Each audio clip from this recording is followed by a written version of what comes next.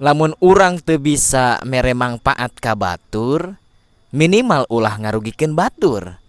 Lamun urang teu bisa muji ka batur, minimal ulah ngahina batur. Lamun urang teu bisa ngabungahkeun diri batur, minimal urang ulah nyusahkeun batur. Lamun urang teu bisa ngahormat batur, minimal ulah ngarendahkeun batur. Asqalu ma yudi'u fil mizan yaumal qiyamah taqwallah wa husnul khuluq. Pangberat-beratna timbangan dina poe kiamat teh katakwaan ka Allah jeung akhlak anu sae. Ari akhlak anu sae teh ucap, lampah, tulisan, nya komentar. Hiji, aman pikeun batur. Dua, ngabungahkeun batur. Tilu, mere mangpaat ka batur. Tah lamun urang can bisa kitu, minimal ulah milampah kabalikanana. Sabab eta anu dibendu ku Allah.